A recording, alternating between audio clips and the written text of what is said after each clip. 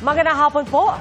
Inimpound ang isang taxi at haharap sa LTO ang driver nito matapos mag-viral online dahil sa sobrang paniningil sa isang pasahero sa NAIA.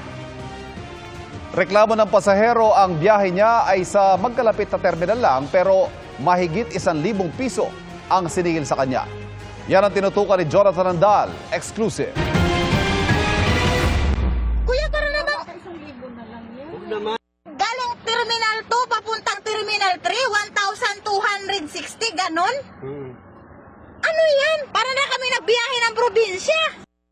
Viral ang video na ito ng pasahero na tinaga umano sa pasahe ng isang taxi driver sa NAIA. Mula NAIA Terminal 3 papuntang Terminal 2, ang siningil na pamasahe, 1,260 pesos. 1,000 na lang yan. Huwag naman, lugi tayo sa gasolina pabalik, ma'am. 1,1 na lang, sige 1,1. Di na lang kami nag-ano, budol naman kayo. Hindi budol yan, pinaliwanag ko nga siya. Ano? Grabe naman kayo maningil. Terminal 3 to Terminal 2, 1 to. Grabe naman yan, kuya. Ano ba yung taxi mo, oh? Nakausap ko ang pasahero sa video. Nahanap daw nila ang driver sa labas ng airport. Hindi kami sumakay doon sa airport taxi kasi alam naming mahal. Kala ko may pwedeng matransferan papuntang Terminal 3 to Terminal 2. Eh wala kaming nakita, kaya nag-taxi kami. Ang usapan daw nila ng driver ay gagamitin ang metro. Sa video, makikita ang imbis na sa metro, sa cellphone ng driver nakasulat ang pamasaheng 1,260 pesos. Wala kaming kontrata. Sabi niya metro, expect namin doon, hindi aabot ng 500. Bali ang nabayad namin doon, 1,145 kasama yung toll gate. Binayaran namin itong madalit, maiiwan ng airplane eh. Nang mapanood ni DOTR Secretary Vince Dizon ang video, talagang galit na galit ako nung nakita ko. No? Moto proprio, pinapadagan ko na ng show cause order yan. Pero sinabihan ko na yung LTFRB at LTO, i-revoke na yan. Pareho, lisensya ng driver tsaka yung prangkisa ng operator. ang taxi sa video pula at may pangalang Taxi Hub Transport. Nakausap ko ang nagpakilalang manager ng kumpanya sa numerong nakalagay sa kanilang Facebook page. Tukoy na raw nila kung sino ang taxi driver sa video. Kung mapatunayang nangontrata, tatanggalin daw nila sa trabaho. Taxi Hub, wala naman kami binibigay na rate. Sinasabi namin lahat sa mga taxi drivers namin na bawal mangontrata. Meron na po kami nangyaring ganyan na sinabihan namin, tinanggal namin. Parati naka-updated yung sa metro namin. Hindi ako naniniwalang hindi alam ng operator yan. Malamang yan, ginagawa na ng matagal yan. So ito yung first time na nakakita ako ng actual video. Pero ang dami ng mga reports na ganyan. Pagka ginawa ni Gato ulit at kahit na iba pang mga taxi operator, yan din ang mangyayari sa kanila. Sabi ng kumpanya ng taxi, inimpound na ng LTO ang unit habang inaasahang pupunta bukas sa LTO ang driver at operator nito. Patuloy pa namin silang kinukunan ng pahayag. Huwag silang matatakot, i-video nila, padala nila kagad, itag nila ang DOTR at LTO, a-action na natin kagad. Ito lang paraan para matakot na itong mga to na matagal nang sinasamantala yung mga kababayan natin. Ang suggestion ko, gamitin na lang muna nila yung mga TNVS dyan para hindi sila maloloko. Para sa GMA Integrated News, Jonathan Andal, nakatutok, 24 oras. Sabi ng uploader, nakipag-ugnayan na sa kanya ang kumpanya ng taxi para maibalik ang sobra daw na kanyang ibinayad. Sa bisperas na pasukan ngayong school year 2025-2026, nasunugan ang isang high school sa Quezon City. Nalagasan po ito ng mga classroom at iba pang mga silid gaya ng library. At nakatutok doon live, si Von Aquino. Von? Pia, unang araw pa naman ang klase bukas pero natupok ang ikalawang palapag ng gusaling ito dito sa San Francisco High School sa Quezon City. Ay, buti na ilabas pa nila. Hindi po, marami pong tao sa loob eh. Nanlumo ang mga guro sa San Francisco High School sa Barangay Santo Cristo, Quezon City nang makita nila ang sunog sa isa nilang gusali. Nagbayanihan ang mga bombero at school staff sa paglalabas ng mga gamit mula sa nasusunog na gusali. Ayon sa Bureau of Fire Protection of BFP, mag-alas 11 ng umaga na magsimula ang sunog na umabot sa ikatlong alarma. 11:58 a.m. naapula ang sunog na iniimbestigahan pa ang sanhi. Ayon sa DepEd, 3 milyong pisong tinatayang danyos. Nasunugan ng mga importanteng gamit ang mga guro na handa na sa pagbubukas ng klase. Ayon sa prinsipal ng paaralan, 20 silid ang nasunog. Bukod sa 11 classroom, natupok ang conference hall, library, journalism room, araling panlipunan at Filipino Center. Tuloy ang klase bukas pero sa covered court muna imimit ng mga guro ang 640 students na ang classroom ay nasa nasunog na gusali. Sa Martes, ililipat sila sa DepEd-A na isa sa mga gusali sa loob ng paaralan. Handa naman ang Department of Education at Quezon City LGU sa rehabilitasyon ng gusali.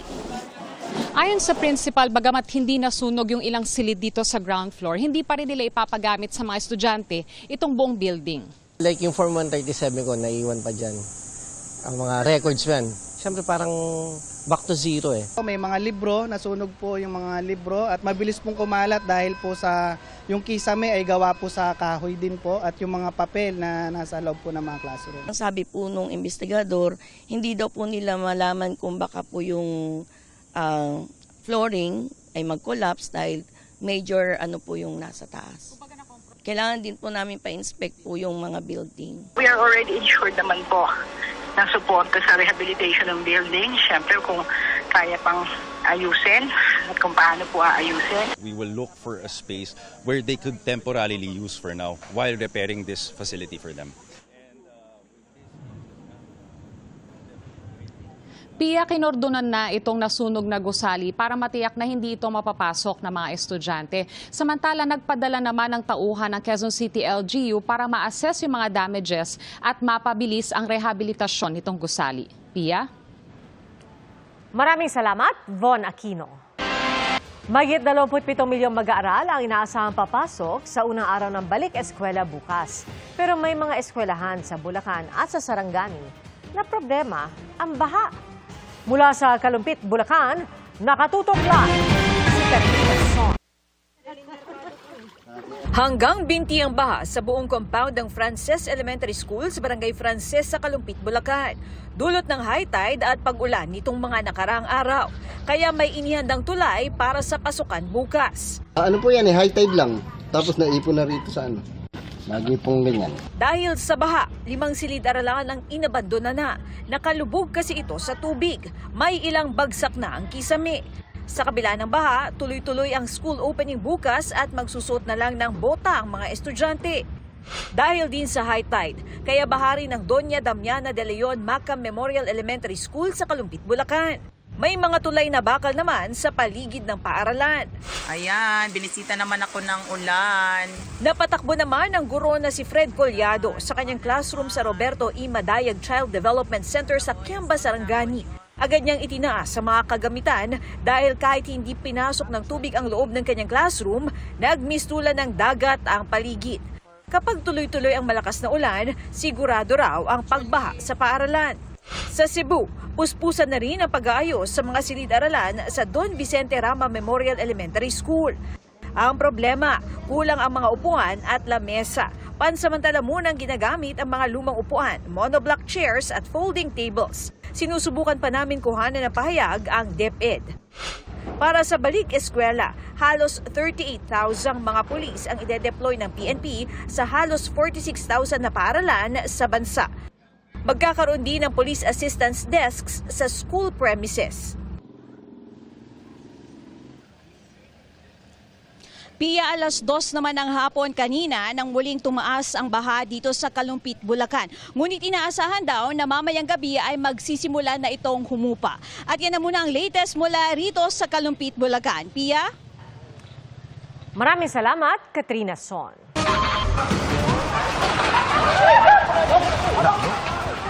Napatakbo ang mga residenteng yan para sumilong dahil sa buhawi sa Sibutu, Tawi-Tawi. Isang yero ang nilipad at bumagsak. Sandali lang daw nagtagal ang buhawi at wala namang nasaktan sa pagdaan nito. Tila funnel cloud o hugis imbudong ulap naman ang namataan sa Naga City, Camarines Sur kahapon. Ayon sa isang news scooper, tila umiikot at bumababa sa kalangitan ang ulap, kaya napagkamalang buhawi ito. Hindi naman daw ito tuloy ang bumaba sa lupa. Ang funnel cloud ay cone-shaped na ulap na hindi lumapat o tumama sa lupa, hindi gaya ng isang tornado o buhawi. Sa gitna ng mga dumaraming nasasawi sa mga disgrasya sa kalsada, amungkahin ng isang grupo gawing 30 kilometers per hour ang speed limit sa mga urban area. Nakatutok si Bernadette Reyes. Ang disgrasya sa kalsada pwedeng mangyari kahit anong oras at lugar. Gaya nitong van for hire na sumalpok sa poste sa Tacloban noong Martes na ikinasawi ng isang pasahero. Wala rin itong pinipiling edad. Bata man gaya ng 3 taong gulang sa Maynila na kailangang maoperahan matapos mabundol at madaganan ng tricycle. O matanda, gaya ng 2 lolang nasawi sa magkahiwalay na pagbangga ng motorsiklo sa Cebu City at Davao City. Ang rider namang si Frederick Tabigne minsan ang nameligro dahil muntik madisgrasya. Kahit na anong gawin nating ingat sa karsada, mayroon pa rin talagang mga balasubas mag-drive. Biglang nagbaba ng pasahero yung tricycle. Tapos biglang nung pagbaba ng pasahero niya, biglang kumaliwa. Tama-tama naman paparating po ako pero mabagal lang naman yung takbo ko noon. Kaso talagang inabot ako nung bigla niyang pagliko. Ayon sa Department of Health o DOH, pang-5 na sa cause of death ng mga Pilipino ang mga disgrasya sa kalsada. Habang sa mga kabataan hanggang edad 29, ito ang nangungunang rason ng pagkamatay. Bukod sa paggamit ng safety gear at pag-iwas sa mga distraction gaya ng paggamit ng cellphone habang nagmamaneho, ayon sa DOH, mahalaga raw na maging kalmado ang mga motorista at kailangan din ng mas mahigpit na pagpapatupad ng batas. Tumaas pa from 2022 to 2023 ang road deaths. So to me, maka-lax yung ating implementation. Ang dami ng laws Pinakita nung taga-LTO, ang daming batas. Helmet law, seatbelt law, yung rider sa motorcycle law, pati child seat, batas pala yun. Isa yun sa mga dapat gawin, enforcement. May batas na The laws are there but we need enforcing of the law. Mungkahi ng grupong Move as One gawing 30 kilometers per hour ang speed limit sa urban areas. 30 kilometer per hour speed limit in urban roads is the #1 recommendation. Bakit? Ni-research nila and they found it will actually reduce road fatalities by about 40%. Ang laking bagay nito. Sinusubukan pa naming kunin ang panig ng MMDA. Para sa GMA Integrated News, Bernadette Reyes, nakatutok 24 oras. Mahigit 20 pamilya ang naapektuhan ng sunog sa Sampaloc, Maynila. Nakatutok si EJ Gomez. Dito sa harapan namin. Naglalagablab na apoy ang gumising sa mga residente ng Basilio Street, Barangay 517, Sampaloc, Maynila, pasado alas 4 ng madaling araw kanina. Sinubukan nilang gumamit ng fire extinguisher sa pag-apula ng sunog, pero mabilis itong kumalat. Nagputukan pa ang ilang linya ng kuryente. Agad itinaas sa ikalawang alarma ang sunog. Ibig sabihin, hindi bababa sa 8 fire trucks ang kailangang rumisponde. Kailangan po natin iangat kasi kung titingnan niyo po yung structure ay light materials. Yung mga katabi nyo pa ay mga light materials. Sa tala ng Bureau of Fire Protection o BFP, 6 na bahay ang natupok. 25 pamilya ang apektado o katumbas ng humigit kumulang 75 individual. Wala po kami nasalba, yung mga bata na lang po iniisip namin. Pinapalakas na lang ng tatay ko yung loob namin na okay lang kahit wala tayong nasalba. Basta yung mga pamangkin ko, yung anak ko, ligtas po kaming lahat. Wala po, konti lang po yung mga damit lang po ng mga bata po na salba namin. Lakas na po, ang bilis Masakit po talaga, ma'am. Masakit po na wala mga bahay. Siyempre po, masakit po talaga. Hindi namin, ilang taon na po kami, wala pa po akong anak, dyan na ako. 30 plus na po yung panganay ko, dekada na po kami. Ayon sa BFP, abot sa 300,000 piso ang pinsala ng sunog. Inaalam pa ang sanhi ng sunog na tuluyang naapula mag-aalas 7 ng umaga kanina. Para sa GMA Integrated News, EJ Gomez, nakatutok 24 oras. Nakabaliktad na sa bangin ng madatna ng otoridad ang nahulog na mini dump truck na ito sa Naga, Zamboanga, Sibugay. Patungo ito sa bayan ng CI para mag-deliver ng panindang diesel. Sugatan ng driver na nag-iisang sakay nito na nakatulog umano habang nagmamaneho ayon sa pagtatanong ng pulisya. Agad dinala sa ospital ang driver. Nakikipag-ugnayan na ang otoridad sa may-ari ng sasakyan. Isang SUV na hinarang dahil sa traffic violation ang nakitaan ng armas at sangkap ng pampasabog. At ang mga sakay nito dating nagpanggap na malapit daw sa Malacanang o malapit daw sa Malacanang. Nakatutok si Oscar Oida. Sinita dahil walang plaka sa likod at di otorisadong paggamit ng blinker ang itim na SUV na ito noong Biyernes sa Filipinas Avenue, Parañaque.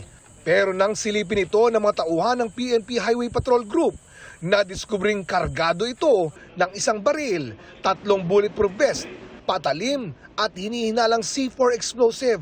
With due authority and in the presence of media and barangay official, the officers lawfully opened the vehicle.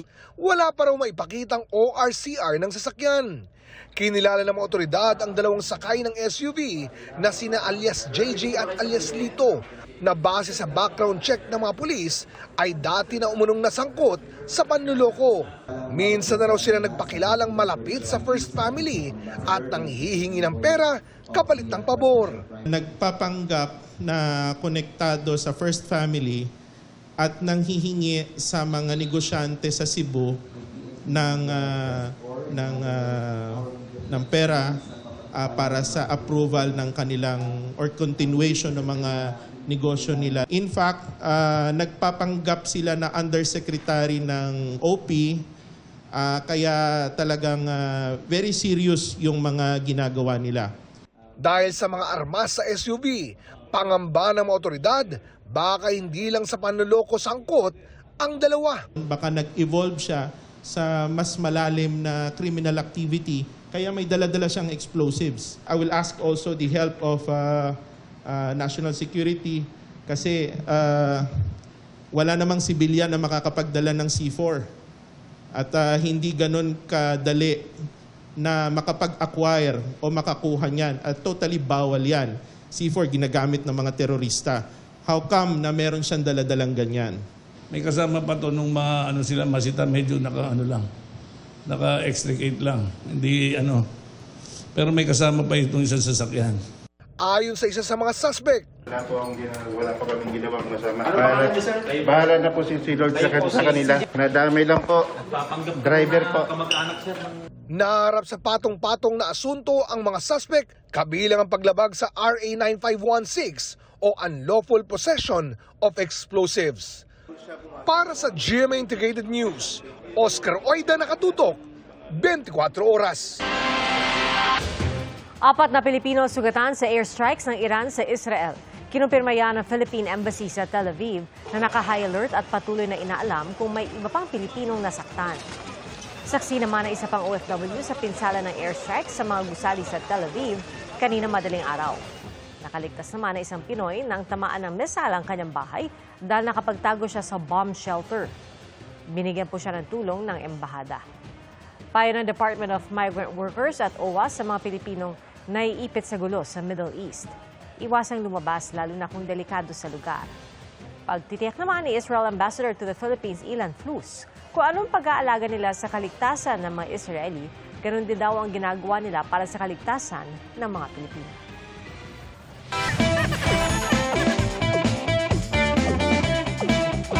Masaya raw mag-aral kung inspired. Tinanong naman namin ng mga netizen ano ba dapat ang priority habang nag-aaral. At kung mapapapili, sino kaya ang gusto nilang seatmate? Ang pulso ng netizen sa pagtutok ni Oscar Oida.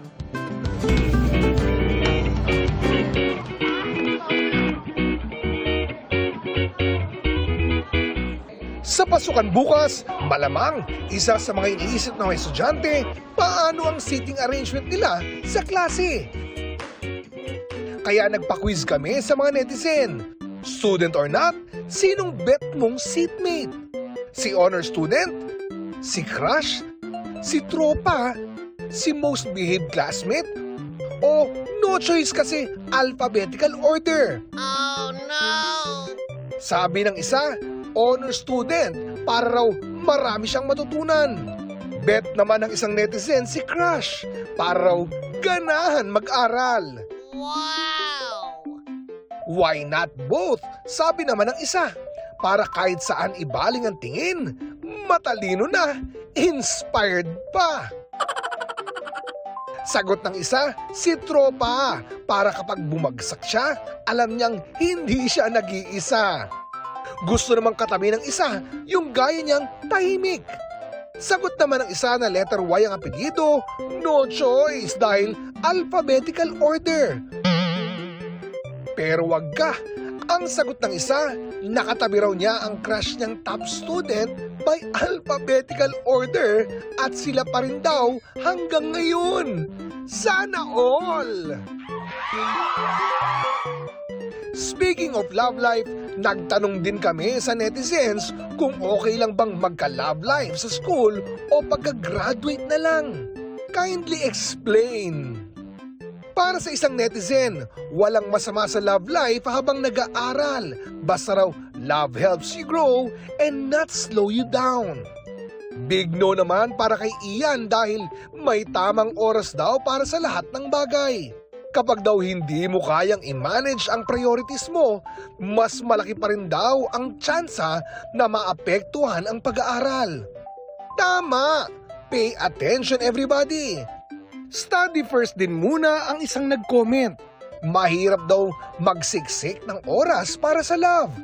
Pero isang netizen napatanong kung kumusta na ang mga napagsabay ang pag-aaral at love life.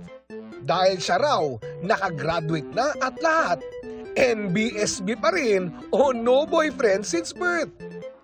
Kung nais nyong ma-feature ang iyong comment, lumahok at mag-share ng saloobin sa iba't ibang issue sa 24 Oras Weekend at GMA Integrated News Facebook page. For now, class dismissed. Para sa GMA Integrated News, Oscar Oida, nakatutok 24 oras. Isang batang lalaki sa Sarangani ang nasawi sa rabies matapos makagat ng aso. Pero ang aso, kinain pa ng mga residente. Ang sa Sarangani Provincial Health Office nitong Mayo, nakagat ng asong gala ang batang edad 9. Pero hindi siya nagsabi sa kanyang magulang at nitong Lunes, nakita ng sintomas ng rabies ang bata kaya dinala sa Alabel Rural Health Unit. Tinurukan siya ng unang dose ng rabies vaccine pero namatay kinabukasan. Agad hinanap ng mga otoridad ang nakakagat na aso pero nadiskubring kinatay at kinain ng 30 residente ang aso dahil nanghihina raw. Ayon sa Provincial Health Office, binakunahan na rin ang mga kumain ng dog meat. Binaha ang ilang lugar sa Mindanao dahil sa masamang panahon sa magdamag. Binaha ang daycare center na ito sa Kiamba, Sarangani. Ayon sa isang guro doon, posibleng maantala ang unang araw ng pasukan bukas dahil kailangan pa nilang maglinis. Sa Datoo din, Sinsuat, Maguindanao del Norte, pahirapan sa pagtawid ang mga sasakyan ng kalsadang ito matapos bahain. Pilit ding sinusuon ng mga motorista ang baha mula sa umapaw na ilog sa Libungan, Cotabato. Sa Davao City, isang jeep ang nahulog sa kanal sa gitna ng pagbaha. Ayon sa Pag-asa, Intertropical Convergence Zone o ITCZ ang nagpapaulan sa Mindanao at Eastern Visayas. Easterlies ang umiiral sa Cagayan Valley, Bicol Region, Aurora at Quezon at localized thunderstorms sa Metro Manila at iba pang bahagi ng bansa. Sa forecast ng Metro Weather, bukas ng tanghali posibleng ulanin ang Bicol Region at Quezon Province. Sa hapon hanggang gabi, uulan sa bahagi ng Cagayan Valley at malaking bahagi ng Luzon. Posibleng ulanin sa hapon ang ilang lugar sa Eastern Visayas, Caraga Administrative Region at Davao Oriental. Sa Metro Manila, posibleng makaranas ng masamang panahon pagsapit ng hapon at gabi. Nadiskubre na isang nanay na ginamit ang larawan ng kanyang paslit na anak sa minanipulang video na nakapost online. Ibinebenta ito online kalakip ng malaswang larawan. Nakatutok si Nico Wahe,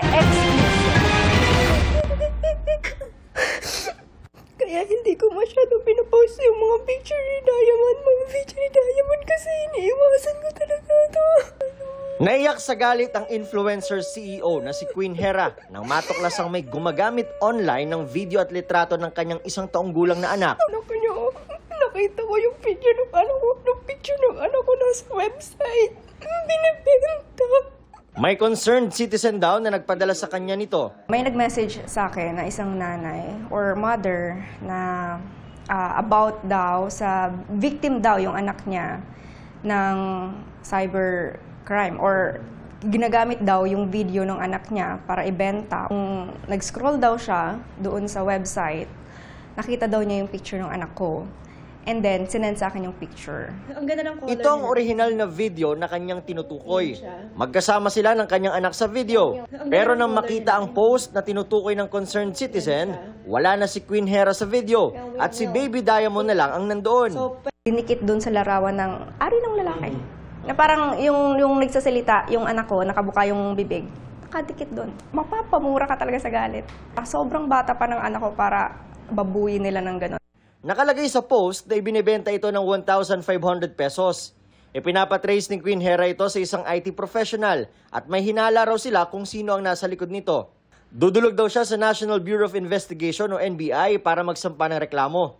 Ayon sa National Privacy Commission o NPC, parami ng parami ang ganitong kaso ng online child pornography sa bansa.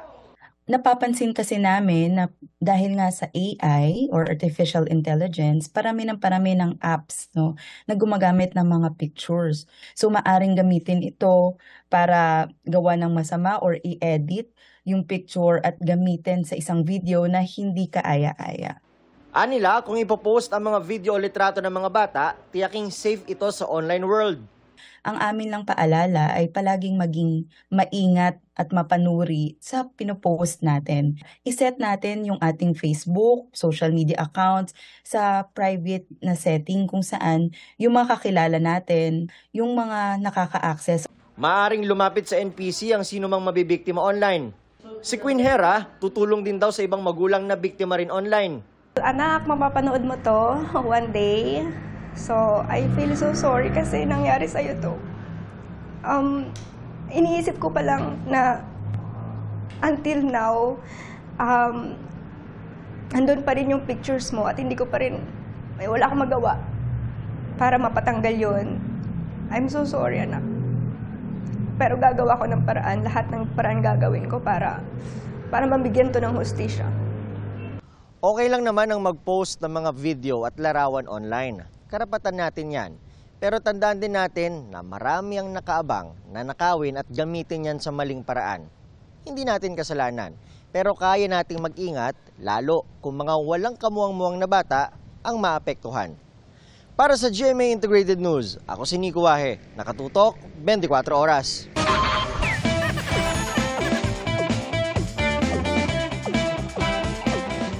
Reserved man o stricto ang turing natin sa mga tatay, nako hindi po maikakaila ang pagmamahal na ibinibigay nila sa ating buhay. Pero ang love language sa ibang haligi ng tahanan ang pagiging palabiro. Yan, yung mga nagiging clown para sa mga anak nila. Ang mga nakakaaliw nilang hirit sa pagtutok ni Daddy Oscar Oida. Tough but sweet. Hardworking at house daddy. Tahimik pero palabiro. Strict and protective. Mga katangiang tatak na raw ng ating haligi ng tahanan. Pero ang pinagmamalaki ng iba, ang sense of humor ng kanilang ama. Pag tinatanong ko siya, kung siya pupunta pag aalis, sabi niya, sa buwan. Pag gusto niyan tumagay, ang joke niya is yung tara, tagay, tay na. Ang ibang tatay, malakas daw talagang mang-asar. Either ang pangit ko or pagtitripan niya po ako. Parang lalapit niya ako sa mga aso na takot ako. Pinanganak akong babae pero lumaki mukhang lalaki. Meron ding caring pero low-key lang. Pag po aalis kami, sinasabi niya na magtanga-tanga po kami pero kabaliktaran naman po yan ng mag-ingat ka. Nag-share din ang ilang netizen ng biro ng kanilang mga daddy. Ang isa, pinapayagan daw ng tatay niyang mag-night swimming. Pero bawal magpagabi. May tatay ding lahat ng naliligo sa bahay. Tinatanong agad kung saan pupunta. Meron ding mahilig magpabunot ng puting buhok at kapalit ng piso. Pero pag nakarami ka, piso, 1 kilo pala. Nag-post din ng appreciation this Father's Day ang ilang kapuso celebrities, gaya ni Megan Yang, na pinuri ang pagiging hands-on ng mister at first-time dad na si Mikael Daes sa pag-aalaga kay Baby Leon at sa fur babies nilang sina Soba and Chia. Si kapuso primetime queen Marian Rivera may IG story appreciating her hobby. Primetime king Dingdong Dantes na nag-share din ng picture ng surprise para sa kanya. Si Mavi Legaspi, binati ang amang si Zorin Legaspi. Sina Barbie Forteza at Gabby Garcia nag-share din ng pictures ng kanilang mga ama. Iba-iba man ang love language ng ating mga tatay, hindi basta masusukat at matatawaran ang handog nilang pagmamahal, pagprotekta at pagkalinga. Happy Father's Day po pa. Thank you po sa palagi pong paghatid sundo po sa akin po dito sa work. Dad, thank you sa lahat. Na-appreciate ko lahat ng effort mo hanggang ngayon. Happy Father's Day, love you. Para sa GMA Integrated News, Oscar Oida, nakatutok, 24 oras.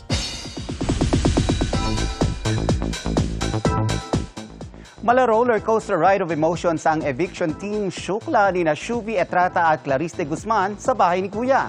Napuno kasi ito ng tawanan, asaran, iyakan at kilig. Silipin natin yan sa aking chika.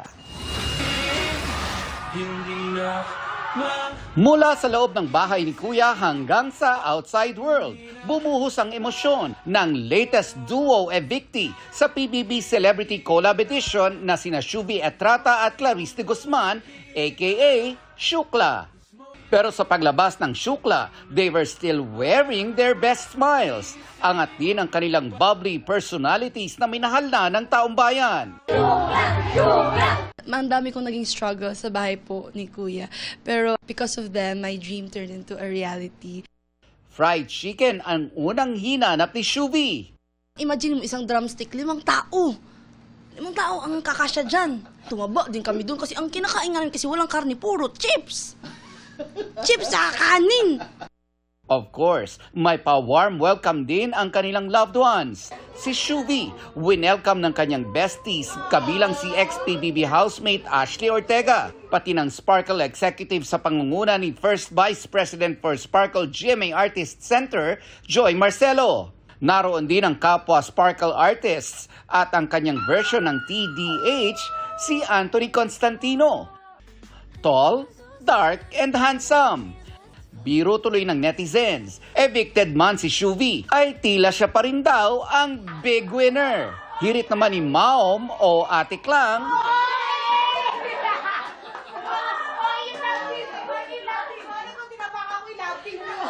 Pero ang island ate ng Cebu di na napigilang maging emosyonal nang makausap via video call ang kanyang pamilya. Ayun, nag-video call po kami kaagad. Nag-sorry ako. Nung lumabas po ako, nasaktan lang po ako na hindi ko po nagawa yung promise ko sa kanila na maging big winner. And, yun. Pero naging masaya naman po sila sa akin and naging proud naman daw po sila sa akin. Pero nawala man si Shuvi sa PBB, mapapanood nyo naman siya sa Encantadia Chronicles Sangre simula bukas, kung saan gaganap siya bilang si Vestita. We've been working hard for this 2 years even para po pagandahin ang show na to para sa inyo. Encantadix! May nag-aabang pala kay Shuvi sa outside world. Sino ngayon ang nanalo? Well, anyway, happy Father's Day sa iyo, Ivan. And happy Father's Day kay Miko and to all the fathers. And to all the fathers there. At mga kapuso, yan po ang mga balita ngayong weekend para sa mas malaki misyon at sa mas malawak na paglilingkod sa bayan. Ako po si Pia Arcangel. Ako po si Ivan Mayrina mula sa GMA Integrated News, ang News Authority ng Pilipino. Nakatutok kami 24 oras.